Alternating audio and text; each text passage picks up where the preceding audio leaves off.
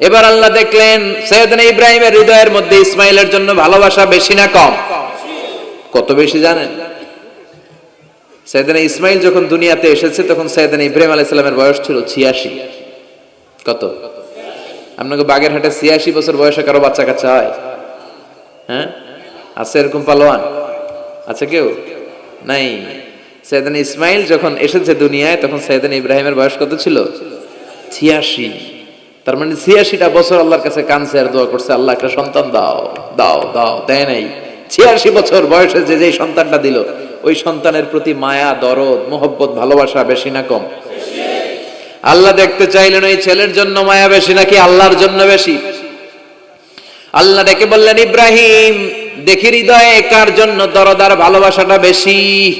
যাও আমার সন্তুষ্টির জন্য 86 বছর বয়সে পাওয়া কলিজার টুকরা দুধের বাচ্চা ইসমাইলকে জবাই করে আমার খুশি অর্জন করো। জবাই করো, স্যাক্রিফাইস করো, আমার জন্য উৎসর্গ করো। এরপর ওনার ছেলের সাথে কি বললেন আছে না নাই? فلما بلغ معه السعي قال يا بني إني أرى في المنام أني أذبحك فانظر ماذا ترى। দুধের বাচ্চা ছোট্ট ইসমাইল ডেকে বলে, ও ইসমাইল আমি স্বপ্নে দেখেছি আমি তোমারে জবাই করছি, এখন কি করব? সুবহানাল্লাহ। আমার আব্বা যদি আমার কইতো, আপনার বাবা যদি বলতো, আব্বা তোরে তো দেখছি স্বপ্নে জবাই করি, আমরা কইতাম আব্বা আমার দেখেন না, আমার বড়টারে দেখছেন। কথা কন। আমরা বলতাম ছোটটারে দেখছেন, ওইটারে জবাই করেন, মাইজ্জাডারে করেন, বড়ডারে করেন, আইন আই হাইতান্ন। সুবহানাল্লাহ কইবেন না? কি বাবা, কি ছেলে। ইন্নী আরা ফিল মানামি আন্নী আযবাহুক ফানজুর মাযা তারা।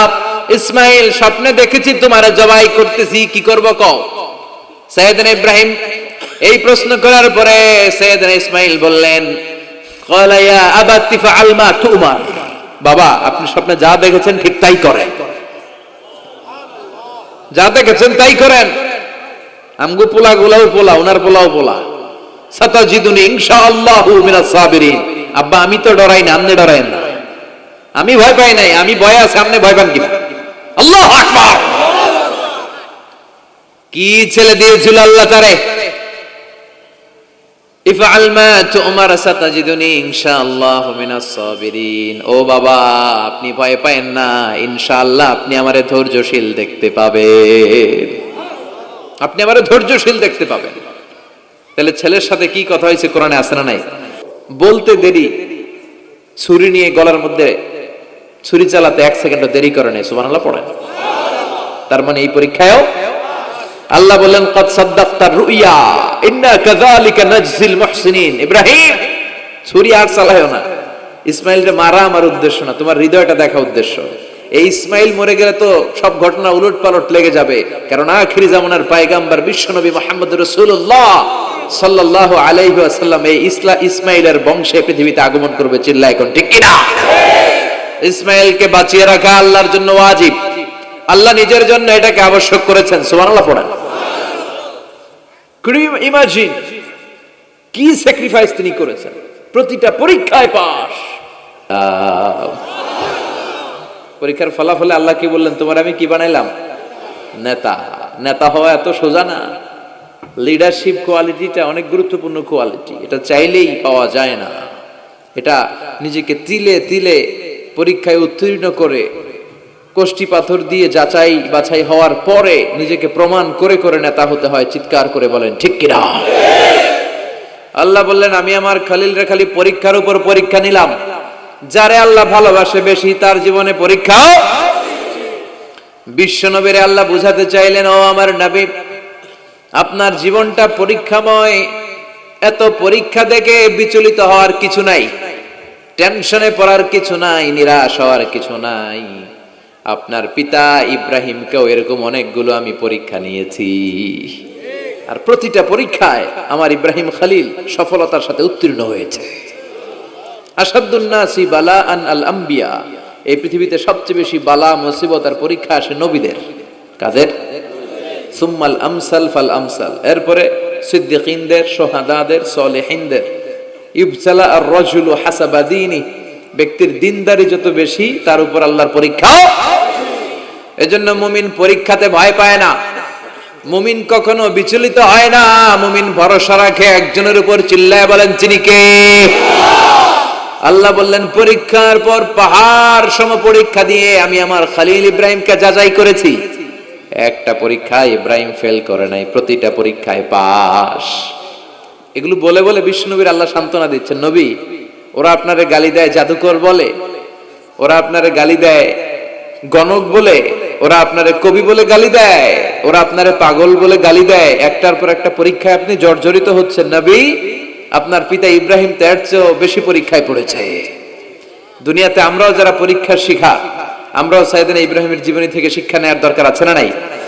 গালি আসবে, মন্দ কথা আসবে, বিপদ আসবে, জেল জরিমানা আসবে, ঝুঁকি আসবে। এই ঝুঁকি আর রিস্কের মধ্য দিয়ে কালিমার দাওয়াতের প্রচারের কাজ করতে হবে। চিল্লায় এখন ঠিক কিনা? এটাই মুমিনের বৈশিষ্ট্য। ঝুঁকি, বিপদ, পরীক্ষা, বালা, মুসিবত এগুলো মুমিনের লক ছাড়ে না, পিস ছাড়ে না। কারণ মুমিনরে পছন্দ করে কে? মুমিন খুব ভালো করেই জানে বিপদের পরেই বিজয় দান করবে কে। রাত্রি যত গভীর হয় সুবহে সাদিকের সময় কাছে আসতে থাকে, গর্ভবতী নারীর পেটের ব্যথা যত বাড়তে থাকে, নতুন মেহমান দুনিয়ায় আসার সময় ঘনাতে থাকে, তেমনি ইসলামের পক্ষে যারা কথা বলে তাদের উপর বিপদ, ঝুঁকি, অত্যাচার, অনাচার যত বাড়তে থাকে, কালেমার বিজয়ের সময়টাও কাছে আসতে থাকে, কাছে আসতে থাকে। এই নাজরানা আমাদেরকে দিতে হবে। পরীক্ষায় আমাদেরকে সাইয়েদনা ইব্রাহিমের মতো উত্তীর্ণ হতে হবে। জালিমরা বেশি দিন থাকতে পারে না, এটা ইতিহাস সাক্ষী। কথা বলেন? যারা জুলুম করে তাদের জন্য তো সাহায্য নাই, যারা মাজলুম তাদের জন্য সাহায্য। বদরের প্রান্তরে 313 জন মাত্র দরিদ্র, গরিব, মাজলুম সাহাবী, তাদের জন্য আকাশ থেকে ফেরেশতা দিয়ে নুসরাত সাহায্য করেছে কে? তার মানে মাজলুম আল্লাহর পক্ষে আর জালিমের বিপক্ষে, ঠিক কি না? জালিমের জন্য কোনো সাহায্য নাই, বরং দুনিয়ায় যারা জুলুম করে তাদের ক্ষমতা বেশি দিন থাকে না। ফেরাউন বেশি দিন থাকে নাই, থাকছে? নমরুদ বেশি দিন থাকে নাই, থাকছে? থাকতে পারে না। যারা দুনিয়াতে রক্ত ঝরায় এরা থাকতে পারে না, বরং যাদের রক্ত ঝরে তাদেরকে আল্লাহ বিজয় দিয়ে দেয়। আর যারা রক্ত ঝরায় এদের শেষ রক্ষাও হয় না, এরা জান নিয়ে পালাবার সুযোগ পায় না। কথা বলেন? এজন্য পরীক্ষা আসলে মুমিন ভয় পাবে? মুমিনের হৃদয়ে ভয় আছে কার? চিল্লায় বলেন। আল্লাহর ভয় নিয়ে থাকতে হবে। সাইয়েদনা ইব্রাহিমকে একটার পর একটা পরীক্ষায় আল্লাহ ফেলেছেন, একটার পর একটা পরীক্ষায় আল্লাহ ফেলেছেন, কিন্তু এই পরীক্ষায় তিনি গোল্ডেন এ প্লাস। সুবহানাল্লাহ পড়েন। রব্বুল আলামিন বলেন, ওয়া ইয বিতালা ইব্রাহিম রাব্বুহু বিকালিমাতিন ফাতাম্মাহুন্না ক্বালা ইন্নী জাইলুকা লিন-নাসি ইমামা। ও খলিল, একটার পর একটা পরীক্ষা আমি তোমার জীবনে নিয়েছি। বিশ্বনবীরে বললেন আমার ইব্রাহিমের উপর একটার পর একটা পরীক্ষা আমি নিয়েছি, ইব্রাহিম প্রতিটা পরীক্ষায় পাস। আর খুশি হয়ে আমি বললাম, ইব্রাহিম আমি তোমার নেতা বানায় দিলাম। আল্লাহ put Sayyidina Ibrahim in some tests and trials, and Sayyidina Ibrahim successfully overcome all the tests. Allah said, Ibrahim, I'm gonna make you the leader. Ibrahim আমি তোর লিডার বানাই দেব, এই ফলাফল স্বরূপ তোমার আমি গোটা বিশ্বের নেতা বানাই দিব। I'm gonna make you the leader. এজন্য সাইয়েদনা ইব্রাহিমকে নেতা বানাই দিলেন কে? একটার পর একটা পরীক্ষা তিনি দিয়েছেন। একটাও সাধারণ পরীক্ষা ছিল না, সব ভয়ঙ্কর পরীক্ষা। পরীক্ষাগুলো ছিল অগ্নি পরীক্ষা। পরীক্ষা নাম্বার 1 ইলকাউহু ফিন্নার, আগুনের পরীক্ষা। নমরুদ বলে, ইব্রাহিম ঈমান ত্যাগ করো, না হলে আগুনে ফেলবো। কোথায় ফেলবো? সাইয়েদনা ইব্রাহিম বলে, আমার জীবন যাবে কিন্তু ঈমান যাবে। ঈমানের পথে অবিচল থেকে আমার মরণ যেন হয়। তোমারই কাছে মিনতি আমার, তোমারই কাছে মিনতি আমার, মহামহিম দয়াময়।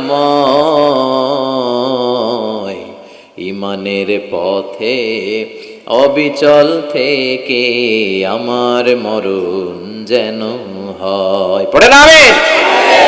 নমরুদ বলে ইব্রাহিম ঈমান ছাড়ো, তা না হলে আগুনে ফেলবো। ইব্রাহিম বলে জীবন যাবে কিন্তু ঈমান যাবে। তার মানে পরীক্ষায় পাস, আগুনে ফেলে দেয়া হলো, ঈমান হারা করতে পারে নাই নমরুদ। তার মানে আগুনের পরীক্ষায় নাকি ফেল না পাস? পরীক্ষা নাম্বার 1। পরীক্ষা নাম্বার 2, আল্লাহ বললেন ইব্রাহিম কলিজার টুকরা সন্তান ইসমাইলকে আর প্রিয়তমা স্ত্রী হাজারকে মক্কার ধুধু প্রান্তরে রেখে আসো, যেখানে কোনো মানুষ নাই, কোনো পাখি নাই, কোনো প্রাণী নাই, কোনো খাওয়ার পানিও নাই, কেউ নাই, জনমানব শূন্য এলাকার মধ্যে ফ্যামিলির সবাইকে রেখে আসো, ইসমাইলরেও রেখে আসো, হাজারকেও রেখে আসো। কোনো টু শব্দ করলেন না। সাইয়েদনা ইব্রাহিম কিছু জিজ্ঞেস করলেন না, বলার সাথে সাথে ওনার স্ত্রী আর কলিজার টুকরা বাচ্চাটারে মক্কার ধুধু প্রান্তরে রেখে দিয়ে আসলেন। এই পরীক্ষায়ও কথা বলেন, এই পরীক্ষায়ও আমাদেরকে যদি আল্লাহ বলে যাও তোমার সন্তান তোমার স্ত্রীকে রেখে আসো সাহারা মরুভূমিতে, পারবেন? হ্যাঁ, কি পরীক্ষা দিয়ে আল্লাহর প্রিয় হয়েছে। তার মানে আগুনের পরীক্ষায় পাস, ফ্যামিলি বিসর্জন দেওয়ার পরীক্ষায় পাস,